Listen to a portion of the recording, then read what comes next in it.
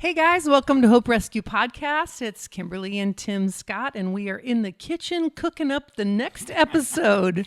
Did you guys know we record in our kitchen?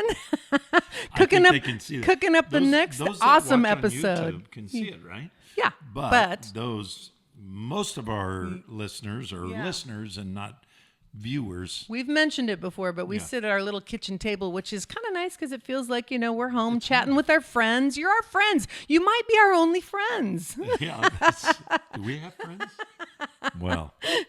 Anyway, we're excited to be here. We're starting a new series, which I'm excited about because this is forever the question that you start mulling over as a new Christ follower, whether that happens when you're an adult or a child, is knowing the will of God. And so we're jumping into a new 3-part series on that today. Yeah, and think about, you may not be focused on this now, but especially young people. When I say young people, from like about 17 years old, you start looking at colleges, you start thinking about that in your early 20s, maybe late 20s, start thinking about marriage, and you're thinking about who should I marry, and what career should I be in, where should I live, all of those things. Right. And, those are things that are important.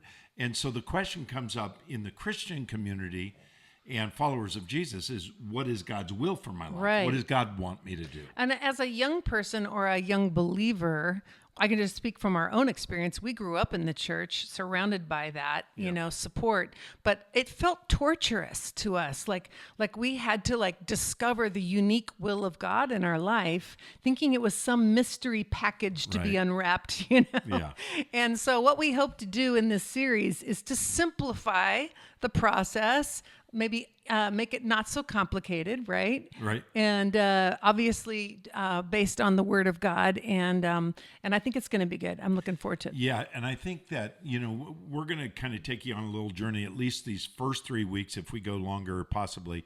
But the first week, we're going to talk about some principles you can apply to making decisions. And the second week, we'll talk about the different scriptures that talk about the different will of God. For example, the sovereign will of God, the moral will of God. We'll talk about that in the second week. And then the final week, we're going to talk about things like putting out a fleece or road signs, those kinds of things of how to make good decisions, wise decisions. And the goal, I think the goal has got to be, once you are within the moral will of God, and we'll explain that next week, you really kind of get to do whatever you want to do. Well, now they don't even need to listen. You don't need to listen. I do think, though, you need to hang into episode 3 just to find out if you don't know what putting out a fleece is. Yeah.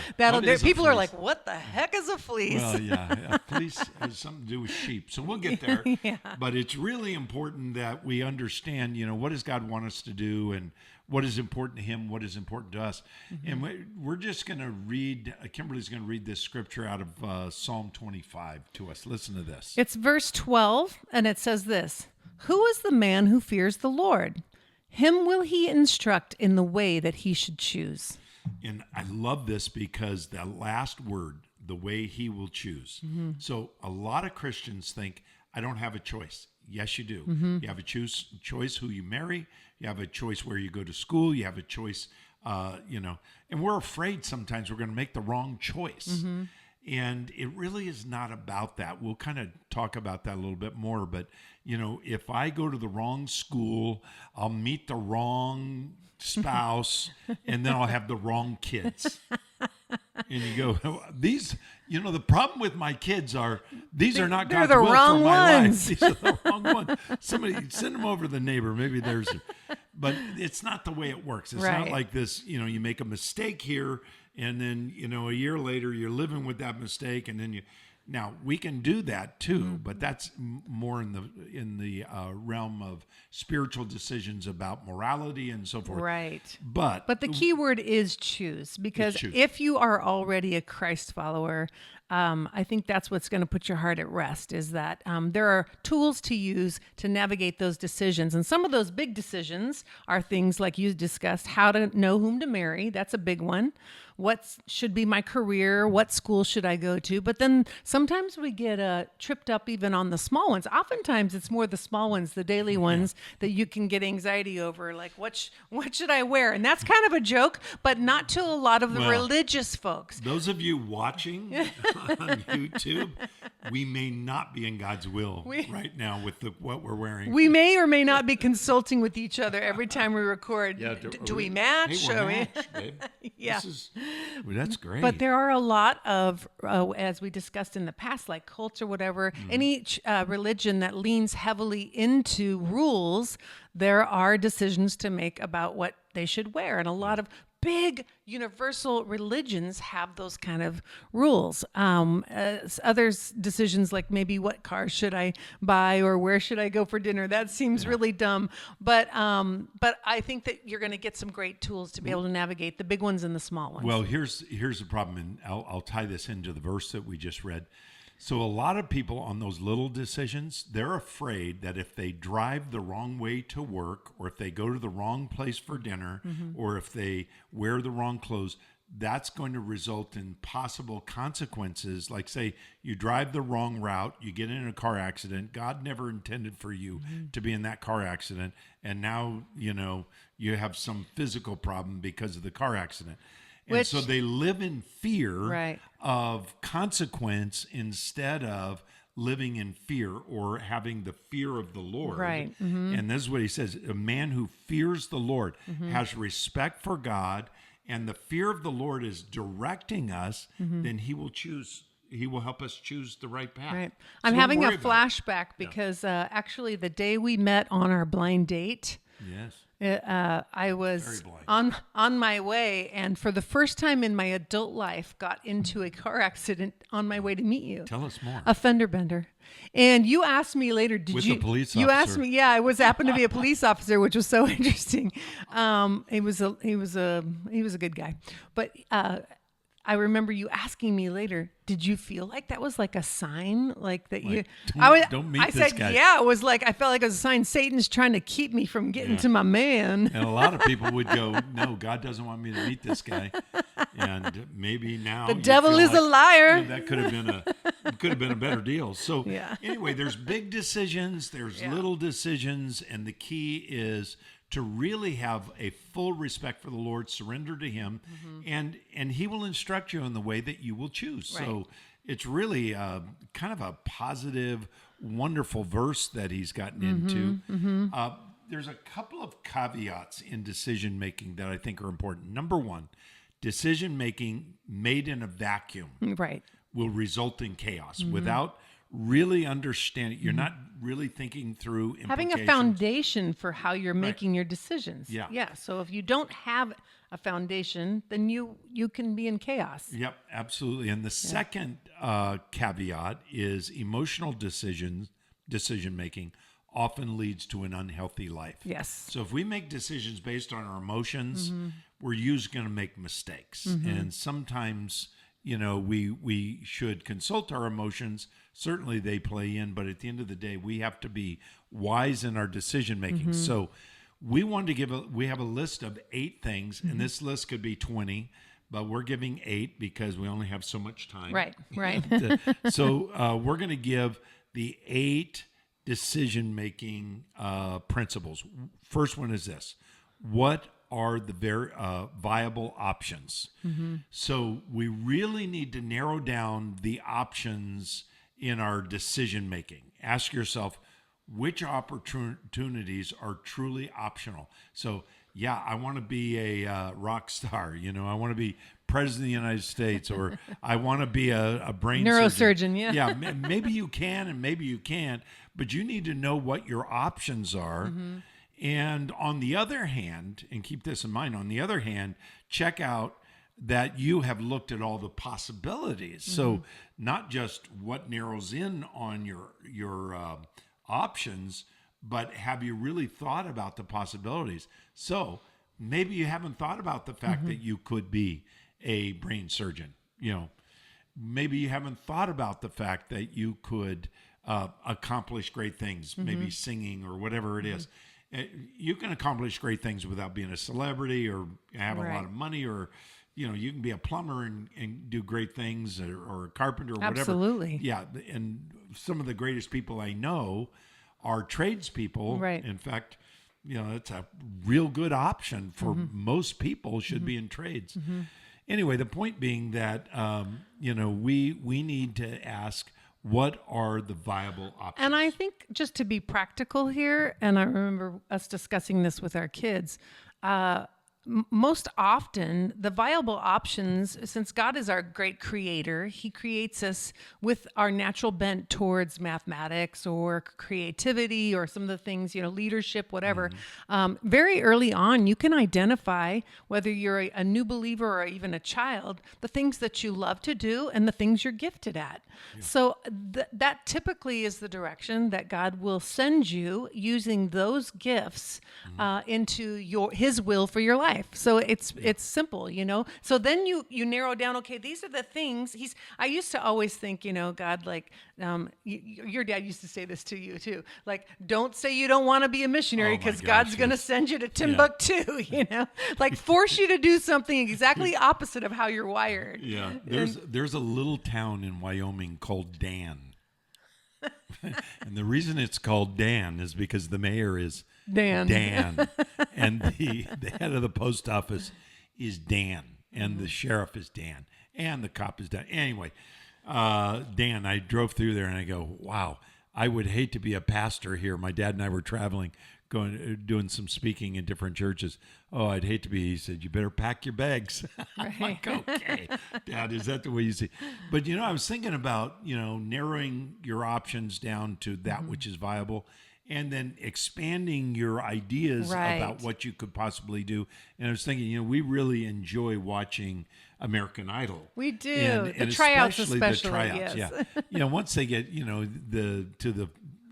down to Final 20. They're just like the best singers. But anyway, it's kind of fun because some people go, like, I think, what was the guy's name? The guy that was on the original Judges, the big guy, what's his name? Randy. Yeah, Randy. Randy would say, I just need to ask you a question after somebody would just do a terrible job. Yeah, bomb. And you go, who told you could sing? Yeah, my mom. Okay. Crushing. All right, we're telling you something. We're going to help you. No, it wasn't Randy. It was the head guy. Simon. Yeah. He's gotten a little softer as he's gotten older, but which is nice. But he would say, yeah, I'm going to tell you the truth. You should never sing again. You should figure out something else to do. So there are some people that should not sing that thought they could sing. And then what's exciting is when you see people get on there that really never knew that they could do it, and somebody encouraged them to do it, and then they become, the next American Idol. Right, the little hometown heroes. Yeah, it's I love kind that. of a fun show. Yeah. What's second? So the second is to consider, what does God want? So we need to ask God what he truly wants. And the way we do this, very foundational, is always going back to the scriptures. Simple concept. It's profound and simple at the same time. Yeah. And so if it's something that goes outside of his word and his desire and the clear direction that he sets for us as Christ followers, obviously that's not going to be the will for your life to become a stripper. Okay, I'm just making it practical. That's not God's will. You're not going to be selling drugs. There's just some obvious things, sins against people or your own body. Those are going to be probably issues that it's going to be a real clear line. So what's number 3? Number 3, what do you want? Most people don't really ask the question, what do I want? Ask what you want behind the decision. What is it that you say, I want a car. Okay. Ask yourself, why do I want this or that car? Mm-hmm. Are you looking for quality transportation? If you're looking for quality transportation, a Honda will do you a great job. Mm-hmm. If you're looking to impress your neighbors, you're probably going to need a BMW. And if you live in a certain neighborhood, you might need a Bentley or a Rolls Royce.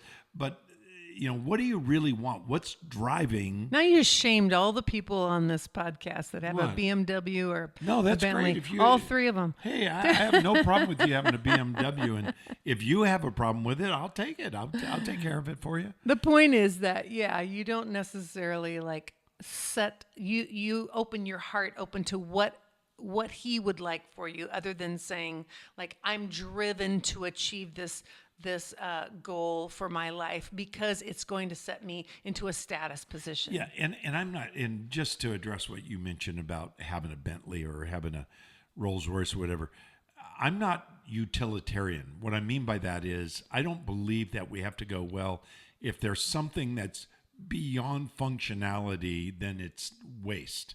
No. There, you can have a car that makes you feel good about yourself, that you like, and Yeah. it's impressive or whatever. Your home, if we were truly utilitarian, we would not live in this house. Yeah. We don't need. We like it because it's pretty too. Yeah, we like it because it's pretty, and we like it because when our family comes over, there's room. Right. And so that's utilitarian, but we have some extra bedrooms, and from time to time, our kids move back in. Yeah, they circle back. Anyway, the point being that you need to find out what the driver is Right. behind that decision. Which is number 3. What do you want? Ask what you want behind this decision. What is your goal behind this decision, Yeah, which we so- already covered. Right. Yeah. So we really, really think about that. Number 4 is what? What are the variables out of your control? So acknowledge that the future is unknowable and the variables are exclusively in God's hands. Boy, that's tough. Yeah, it is. So when you look at the future, what do you really know? So if you're, as a pastor for many, many years, I would go, I have this 10-year plan. I have a 5-year plan. I have a 1-year plan. I set goals. Nothing wrong with that. But in your goal setting, keep in mind always that God is in control of the variables and you aren't. Right. You don't know what's going to happen to you. And that's what James said. When you plan, say, if God wills, I will do this and that. Don't say, I'm going to go to a city and I'm going to make money and I'm going to be there a year or 2. You don't know. And James says, you don't even know if your life will last that long. Your life is a vapor. It can be gone tomorrow. So God is in control of the variables. So be careful that in your decision making, you're not second guessing God, Sure.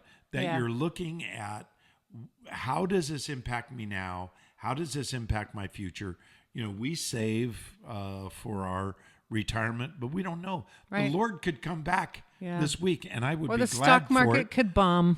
And now, if I knew the Lord was coming back, I would stop saving for retirement right now, and we'd start living a little bit different lifestyle. But anyway, we do a little bit of traveling. Yeah, a little more traveling. So number 5 is, what are the consequences of this decision? So this is really good. And I've heard you counsel people this before. Make a list of the implications. In other words, the pluses and the minuses is how I would say it. Weigh out the evidence and identify the advantages and disadvantages of each.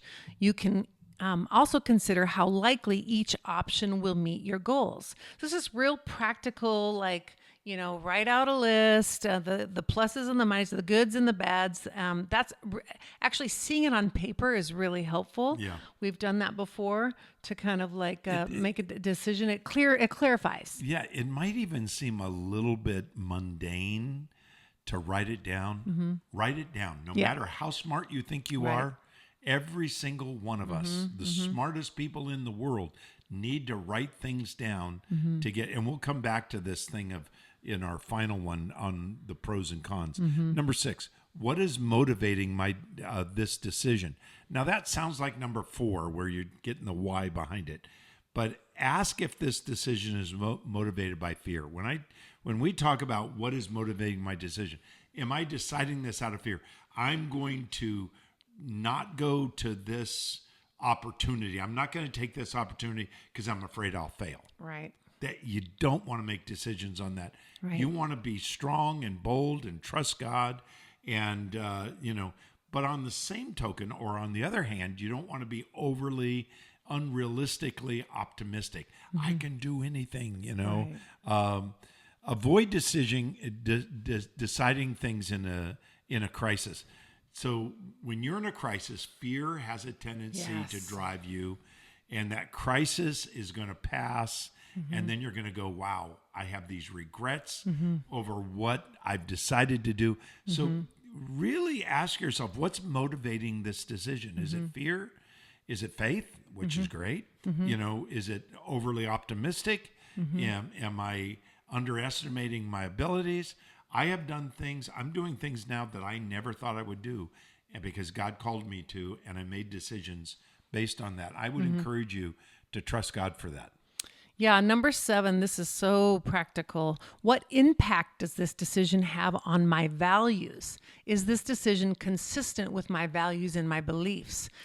So play the scenarios out in that sense. Like, what kind of position am I going to be in being able to represent my values to the people that I'll be around, serving, working with, whatever, and do those line up? Now, sometimes God sends us, this is the irony, into working situations and careers where we're constantly challenged with our values. Sure. Are you in a position to be able to walk them out? That's the key. Are you strong enough, and are you able to stand for the things that you believe in, and for the reason why God has put you in that situation is to fully represent your values. Yeah, and ask yourself this question: is this compromising my values? Right. So, for example, you're making a decision. You want to marry somebody and you're attracted to this woman or this man, but they're not a follower of Jesus. Or, for example, maybe they're toxic. Maybe it's a follower of Jesus, but it's not walking in the Spirit, is a very toxic person. I can tell you, God does not want you to go there. And you're going to end up with tremendous heartache. And you go, well, I can really change him. Really? Yikes! Now That's Kimberly another has changed that's me. another So episode. It does work sometimes because Kimberly has changed me. Now I wasn't toxic, but I'm growing and maturing. Oh and my so is, gosh! And You all changed of us me. Are. Yeah, that's right. Yes. For the good. Yes. You Anyway, have. the last one, and we'll stop with this one. Number 8? What is my process in decision making? So we talked about earlier about making a list. Take the time to get past the impulses. Get past, past mistakes, get past all of everything, and really look at the facts. What are the facts? Now that makes, as we said before, make a list and put down all the pros and the cons. I think you mentioned that. What are the positive things that, to the best of my knowledge, if I do this, what are the best things that are going to happen? And what are the cons? What are the bad things that could happen? And for the most part, you'll come up with a pretty good list of pros and cons. That will help you. Can you live with the cons? Or do the pros outweigh the cons? And every list is going to have pros and cons, or you're not being objective, because there are negatives. So have I considered all the costs? What is this going to be financially? What's it going to be emotionally? How's this going to affect me socially? How's it going to affect my children if I have them? How's it going to affect my parents? How's it going to affect my siblings? And then the final thing about the process and decision making is be careful about confirmation bias. Now, confirmation bias, we've shared about that before, where you have a bias toward you've come up with an idea of something that you want to do, and then everything you see supports that decision. That's confirmation bias. It's confirming all of your preconceived or your biases. And so you have to be careful about that. It's really easy to start seeing things through the grid of what you want. Right, that's a good point. Not what is good and what is right. And I think it's going to be a good series. I think you're going to learn some things. We're learning things. We have enjoyed putting together this the preparation for these podcasts. So next week, we're going to talk about the difference between the moral will of God and the individual will of God for your life. So I hope you'll join us, and I think that you'll be encouraged by it. Invite your friends, hoperescuepodcast.org. If you would like to contribute to this ministry. And thank you for those who have, by the way. Yes, for sure. And we are really grateful. We've had some new donors, people that have donated. Awesome. We're so thankful for that. We appreciate it. That keeps us coming to you every week. We are coming up on 200 episodes. That blows my mind. That's a few years of episodes because we just do one a week. But anyway, thank you for listening. We'll see you next week on Hope Rescue Podcast. God bless. Bye-bye.